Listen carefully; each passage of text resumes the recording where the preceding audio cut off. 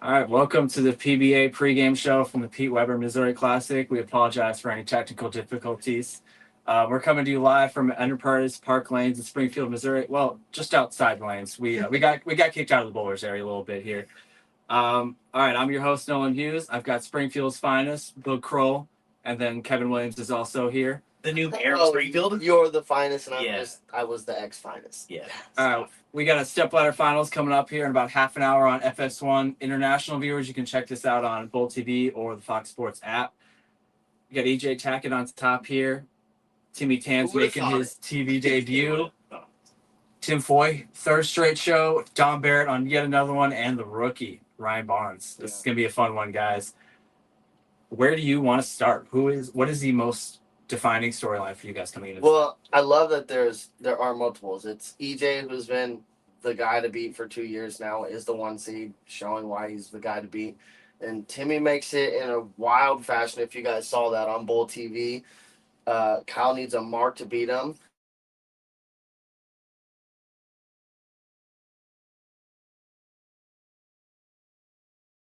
Insane. And so it's cool to see Timmy get his first telecast. Ryan, front runner for Rookie of the Year. Like, Dom hasn't, doesn't make shows as often as he used to, but still one of the best out here. Yeah. There's a lot going on. Yeah. There's a lot going on. All right, let's start with our top seed real quick here. EJ qualified first. He averaged over 233. Gets a bye, beats Maldonado, beats Tomas Kauko. Number 1 seed, 1 win away from his 25th career title. He just passed $2 million in career earnings a few weeks ago. I mean, living legend, I think, is the best way to put this here. But from your perspective, you compete on his side of the lane there. What do you think separates EJ from the rest of the tour right now? He just sees emotion out there that he likes, and he makes it happen. Like, he likes to see his ball hooked down lane, and he can make it happen on anything. Like, he's one of the best that uses a thumb at making his ball shape on lanes. And it's just incredible to watch, and obviously it's worked. He led the event from round 1, and the past 2 years he's been unstoppable. I think he's made like 22 of the last 39 shows. It's smart guy pulled that stat. Yeah. I wonder who did that. Me. It's me, guys. I did it. But no, I think EJ's on a sick run right now, and he's hard to beat. Yeah, he's the relentless just competitiveness. Like, Yeah. It doesn't matter how many times he wins, he's hungry for more. And I mean, you're a competitive guy. We saw it last night, obviously, when we were having some fun. What do you see from him just from a competitive attack mindset? It's funny. It's like anyone that gets to that level, they call it like the flow state, where it just like happens. It's second nature to him now. Everyone, like, he makes the lanes do what he wants them to do every single pattern. Like, he somehow finds a way to play 20-6 or around the same part of the lane always. It's crazy what he's doing right now. It's funny because EJ openly says he doesn't like the format of the bracket match play because he leads events by a mile all the time. And he feels like if he's leading all the qualifying and then he gets knocked out in the first round of match play, it sucks. But he's the only one who really thinks that. Well, there's a couple guys, but he's the only one that really thinks that because he leads by hundreds of pins all the time. So it's like, we want the bracket match because at least we have a chance against him because we're not going to catch him if you give him 50 games. So for him to still be the number 1 seed, as deserving as it is, it's good to see that because I understand where he comes from on the other aspect. I personally love this format better when it comes to numerous reasons, but he's one of the few, one of maybe 2 that can say, I hate this format. I'd rather it be total pins because he leads by a mile. So still the 1 seed, 1 game to go. I always talk about like the factor that he used to have a couple years ago where some moments he gets iffy, that's gone. So he's going to be the guy to beat. And it's just not even close, I don't think. It's just like not even close at this point. Speaking of people who might like this match play format, Tim Foy, he had made 1 show ever. 2, but 1 was he was a COVID replacement, so it was a little different. But he makes a show in Delaware last year. I think you were familiar with this event, but he makes the show in this match play format. Last week in Illinois, he makes it through this format again, makes a double show. Here he is again, 3 straight for Tim Foy Jr. It's incredible. But now he's got to learn how to win on TV, right? Yep. You didn't have much of a learning curve. You just won right off the bat. Yeah. But what does Tim maybe need to do in order to start winning these matches and get home a trophy? He's putting a lot of pressure on himself. Like, he's balking a lot on TV. And I think all the little things are getting to him, and I think they're just adding up, and the more he's on TV, it's always going to be in the back of your head, like, can I win on TV? I think that's really affecting him right now. 3 times on TV now, hasn't really. He's won a few matches, but hasn't really like shot to win a title yet. He'll win a couple matches in the preliminaries, like 4 or 5 seed, but getting that championship final, I don't think he's not there yet. We saw that last week against Vi in the semifinal match. He had the look. Yeah. And could have, would have, should have won that match. And the title match Shanta won with 180 something. Like it was there for the taking if he was ready for it, and maybe he'll be ready for it today.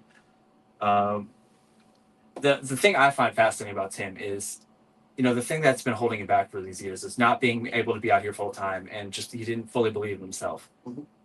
What happens if he wins today and he beats EJ Tackett to win a title after making 3 straight shows? What's stopping him then?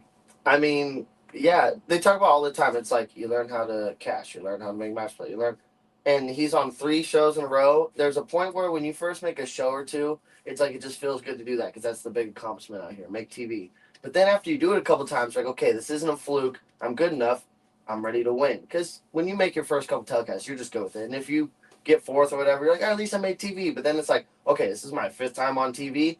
It's time for me to win. And then that changes his whole perspective of like, okay, is this really my full-time job? Because he even still says, like, he has a job that he just likes to do. He just has the passion for bowling. Does that kind of change his mind where he's like, oh, I'm really like that out here? Because he's good. He's a good bowler. And obviously, you got to ride the waves when they're high. You got to ride them because in bowling, it can be short-lived or it could last. It could be like EJ and be for eternity. Mm-hmm. But, while he's bowling right now, and I told him that before the match started, I was like, dude, however this match play goes, you're bowling really good right now. Like, you're bowling sick. Like, just keep going, And I like Tim a lot. I want to see someone like that succeed on tour. Good dude, just cares about the game, passionate. It's time for him to understand that he belongs and wants to win. He get over the fact it's like, I made TV again. Wow. No, you should be like, yeah, I made TV again. Let's go. Let's go get a win. So he's got to change his mindset a little bit, and that's just kind of me assuming, just based off of performance and like how he acts after and stuff. He's like, this is crazy. It's like, it is crazy, but you need to stop thinking it's that crazy and believe that you deserve to be here. Mm-hmm. Then it kind of switches the mindset a little bit for you. Mm-hmm. So I would love to see a Tim Foy win. I love seeing the guys that don't have titles or I'm not going to say no names, but the underdogs. I love seeing the underdogs win. There's something special about these first 2 guys. One guy going for his first, and another guy going for his 25th, which put him on the precipice of the top 10. There's something different about those two ends of the spectrum. Yeah. Either story is sick, but we love the storylines. Speaking of storylines here, Timmy Tan looking to become the first Malaysian player to ever win on the PBA Tour. There's been a regional champion. Rafiq Ismail was a runner-up, I believe, for Rookie of the Year a few years ago. So it's the PWBA reigning player of the year who had an EJ Tackett season out there. She's Malaysian, but Timmy is looking to do something pretty special here today. He got through, like as Kevin was saying, troop 510s when he needed it, which is to this day. I don't think Timmy even understands what happened yet. No. So what people don't see about that too is like Kyle's bowling 240. Mm-hmm. So you don't think he's going to really open. He just needs a mark. And even then, if he would have gotten 9 dash, it would have been a tie, I think, right? Is that right? Was he on a double? Regardless, after Timmy finished his 10th frame, he took his shoes off, and we were kind of sitting in the back, and he set his shoes off right in front of us where the high 5 PBA jersey stuff is. And he just went to the bathroom, and he didn't see that he 5'10", and he comes back, and he looks at me, and he's like split? He split? I said, yeah, he 5'10". He grabs his shoes real quick, and he's like, he looks at me again. He's like, how? I was like, don't know. Couldn't tell you. But he was like, what? And then obviously he missed it. He took his shoes off and just walked to go to the bathroom. Obviously he's like, oh, it's a good week. It is what it is. It's Kyle Troop, He's Dude, the stud. Yeah. So the fact that that's how he got here is you never know what can happen in bowling, which I love and hate. You truly never know. And for that to go the way it did is crazy. And Kyle handled it well. He immediately made a post saying, don't skip leg day or whatever. Yeah. He signed autographs to fans afterwards. He should have never 5'10" there. Mm-hmm. But sometimes it just happens that way. And however Timmy needs to look at it, he bowled 6. So if people take those moments and they're like, you got lucky, you should have made off the one shot. Yes, that's the easy one to look at, but he took Kyle to game 7. He won 2 matches before that. So it's sick to see him make a telecast. I'm curious to see how he bowls on TV because he's bowled at bigger stages, like when it comes to, like World Cup and stuff. And they just but in the States, it just hits a little different. I feel like you know. Yeah. So you guys have faced some pressure this week. You know, so you got your home city kind of cheering you on all week. He's gonna have a whole country, really a whole continent, rooting him on from afar this week. Yeah. How would you go about handling that kind of that weight, that pressure? I mean, I didn't really handle it well this week. I didn't really bowl the best, so even having the pressure of being in Springfield and being from Springfield, I handled it awful. So I can only imagine what Timmy's gonna do. I think he's ready for the moment. I mean, he made it out of the PTQ for this one. Mm-hmm. I think he's like, this is my time. I'm gonna make the most of it. And to be the first Malaysian player to win a PBA Tour title that's in the back of his head for sure. Oh yeah. That's a huge deal. It's a huge achievement. Mm-hmm. Hell yeah. All right, so he will be awaiting the winner of a rematch of a pretty fun round of 8 matchup between Dom Barrett and Ryan Barnes. Dom, like you were saying, he hasn't been the Dom Barrett Triple Crown winner in a couple of years here. Yeah. And that's how match play started. He sneaks in by 5 pins over Tommy Jones. And then this has been unbelievable. He was down 0-3 to Richie Teese. They tie like 266 to 266 in game 4. Yeah. He's down to his last ball, wins the roll-off, wins 4 straight, beats Bill O'Neill, beats Ryan. Here he is on the show. Like, what a turnaround. He averaged 230 in match play after averaging 215 in qualifying. Like, he flipped the switch. How did he do that? What did you guys see? It's Dom Barrett. Yeah. Like, he's one of the best to ever do it, especially one-handed. I crossed with him this week, and there was like, you know, we had some bad pairs, whatever, but when we started match play, I was like, I don't know why, but I just feel like Dom's got it because Dom was getting his ball when he was striking. The games that he was bowling good, he was getting his ball to do things that not a lot of other guys were doing. Like, he was hooking it a lot more than most guys were. They were kind of keeping in front of them, trapping the 3-pin a little bit. And when Dom was striking, like, he had a couple big games late in the last block, like he had a 270 game 5, I think it was, and he was just hooking it right. I was like, oh my God, he's getting his ball to hook from everywhere. Like, in a good way. I was like, that's gotta translate to something. So when we got into match play, I was like, I saw what Dom's ball was doing, and if it does that again, he's not gonna lose. Like I knew he was gonna make the telecast just based off of what I saw. I mean, he's one of the most versatile one-handers to do it. For a while, he was the best one-hander out there when Belmo was winning all the time. Dom found a way to always make TV and stuff. He didn't like. There's a couple of one-handers that don't see the big separation from two-handers to one, and Dom was like that for a while. And, you know, he still is always in contention, but he doesn't make TV as much now. But, like, he's still a Hall of Famer. Mm-hmm. So at any time, he, you know, it's like riding a bike for guys that are that good. Yeah. Sometimes it takes a while to click, but when it does, it's second nature to him. So, yeah, I didn't get to really see much of the Barnes match, but I knew that Dom won like 4-1, right? Yeah, it was one of those where every game was kind of close. I believe one game went to a roll-off or down to the last shot. So it was a close 4-1, but Dom had the rookie's number for sure in that match. But he had a lot of nice things to say about Ryan and just how much talent this kid's got. And then he immediately regretted it because he has to face him after he just boosted his ego up. But I mean, Ryan's it's a bit of a weird dynamic because he made the Players Show last year as an amateur. Yep. Now he's a full PBA member, so he's a rookie this season. It's kind of like a September call-up situation in the MLB. But I mean, the kid's got all the talent in the world. What have you seen from him bowling in the Southwest region with him for the last few years? And just, I mean, he's 10th in points as a rookie going into this event, so he's going to climb into like 7th. Yeah, he's hard to beat. He's got the right tricks. He has a dedication. He practices way more than anyone that I've ever talked to. Like, I've heard Kevin talk about him in Dallas. Like, he'll practice hours at a time. And, like, that work and dedication is actually, it's showing. Like, he's made every match play in the PBA singles event so far. Mm-hmm. Like, he was 6th in Delaware. Yeah, just missed that show. 12th in Chicago. Mm-hmm. And now made the show here in Springfield. He's on a sick run. He's good. And there's nothing less to expect. Like, he's doing the thing. The thing about Ryan is he has all the resources he could want to be successful, but that's the easiest part of becoming successful.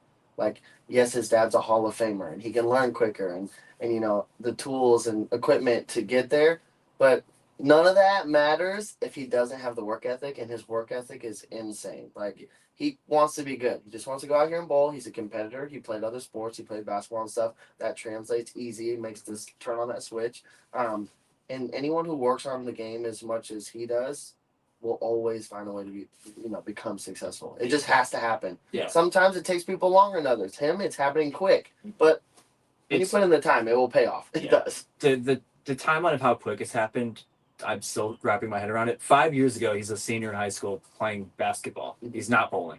He's once or twice a year for fun, like on holidays and stuff. And then he's like, oh, well, I'm 5'10" and basketball in my future.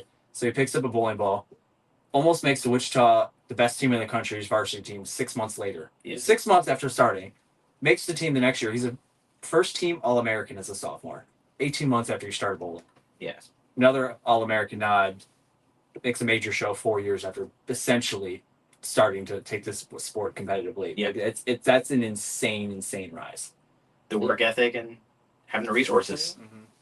All that combined will pay off. But he works on the game and he cares about he just wants to bowl. Like, he doesn't care about anything. He just wants to bowl. Yeah. So I like Ryan a lot. So who's our prediction for the first match? Yeah, let's get. We've set the stage. Now, what's actually going to happen here? Who's going to put the betting odds? Yeah, we'll talk about the betting odds as we get into it. The first match, Dom and Ryan. Ryan's at plus 1,000. Dom's at plus 1,100. So just more to the head of Ryan Barnes there. Yeah. He's already favored. Got him by 100. got you by 100. Take that, Dom. Personally, I like Dom in that first match. I think the experience comes through. Yeah. I think it's Dom's week. Yeah, Dom beat him pretty easily. Yeah. Quote unquote easily. When you look at 4-1, that doesn't always tell the story of match play, but he won 4-1.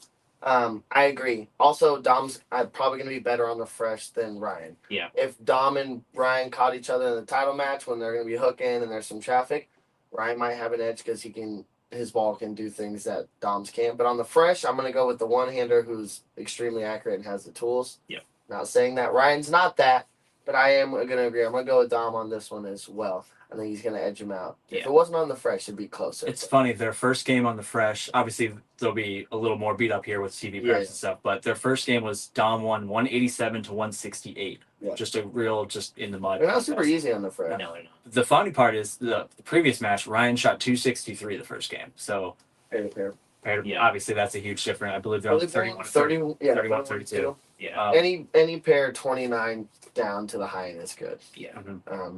I'm going to go Dom on that. By the way, guys, as we always have to say, as bowlers, and he works with PBA, we do not bet on the betting odds that we were talking about. But for the gamblers out there, which I know we've got some gamblers, we will explain them to you. We'll tell you what we think the best pick is to make money, not make money. But again, we do not bet. We're going to say that every time we talk about the betting odds.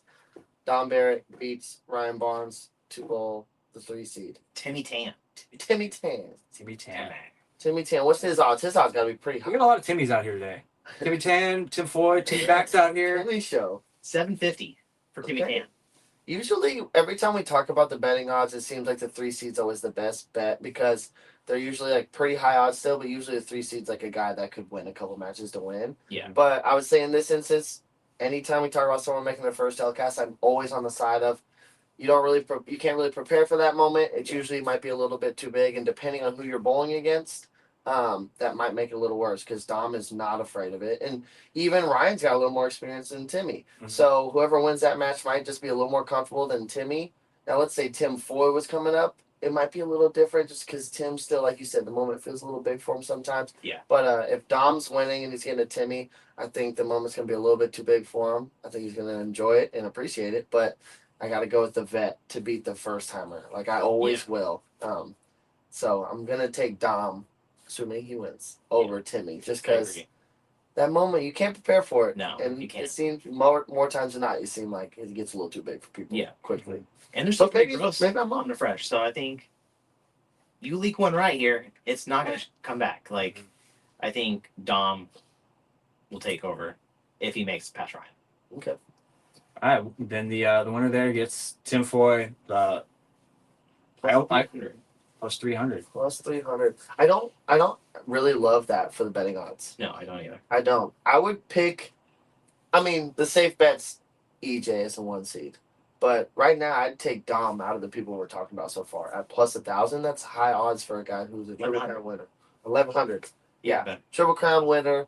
And again, I saw his ball doing things that I didn't think I would see. Like, he was hooking it way. There was times where I'm like, I don't even think it's necessary to hook it as much as he is. But he was hooking it. I was like, this is sick to watch. Yeah. So Tim over Dom. I think Dom's going to do it. I think he's going to get to the title match. Yeah. Just because he's going to be comfortable, and Tim's been bowling sick. Mm-hmm. But again, like you said, I think that moment, some people don't handle it as quickly as others.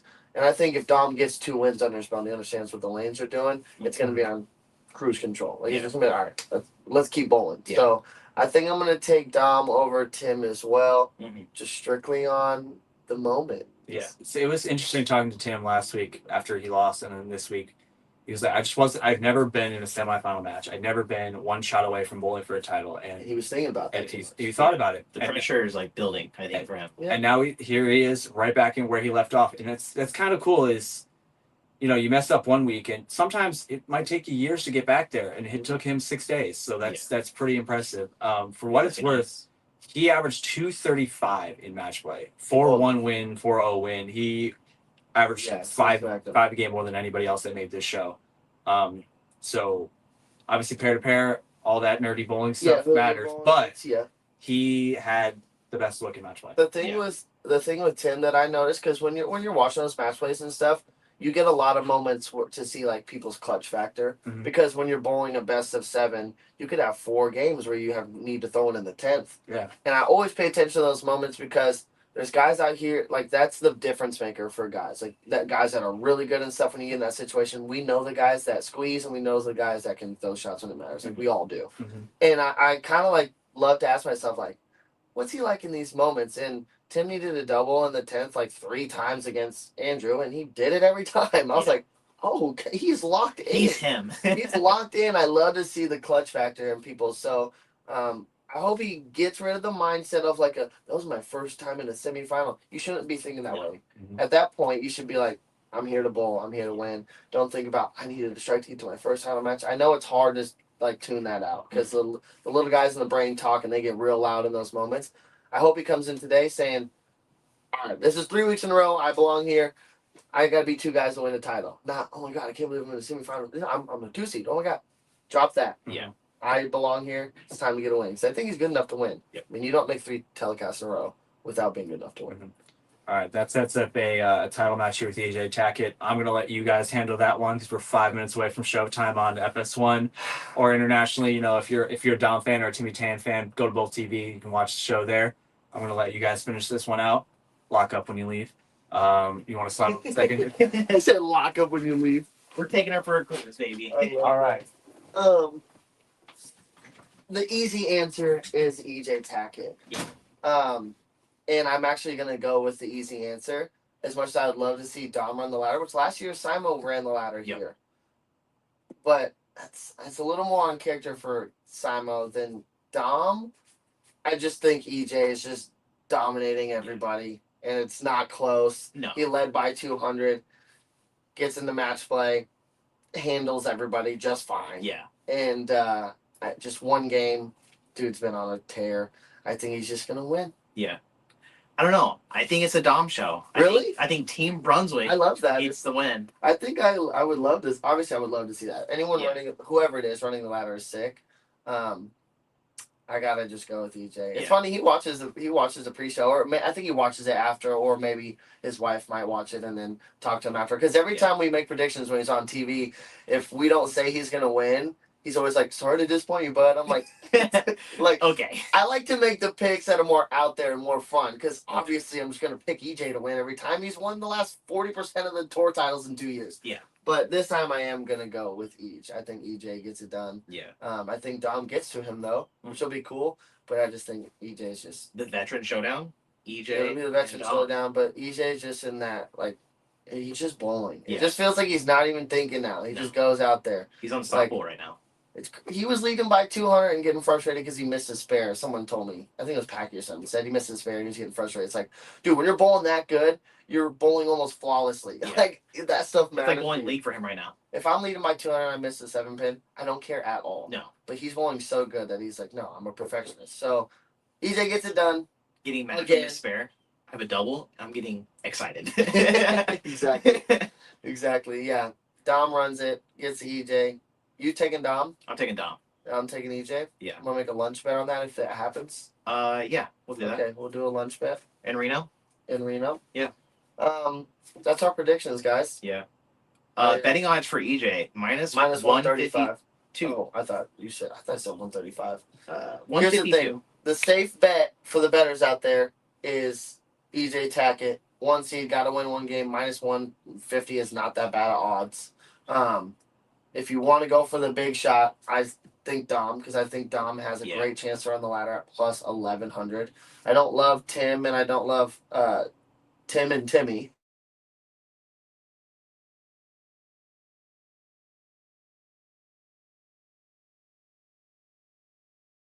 Big money bet. Take Dom at 1,100. If you want to play it safe, take EJ as the 1 seed. Anything else? We got a show to go watch now. We have a show to go. Guys, go tune in right now. We have 1 minute. Head on over to FS1. FS1, yeah. FS1 right now. We are in Springfield, Missouri. My former hometown. My hometown. Your hometown. The Pete Weber Classic. We just want to see fun to fun at the end of the day. We make our predictions. We have no bias to anything unless it's our boys on. Then we get pretty biased. So we'll be honest, guys. But go tune in now. It'll be a great show. Thank you guys for tuning in to the pre-show show. We will see you when we see you. See you in Reno. See you in Reno.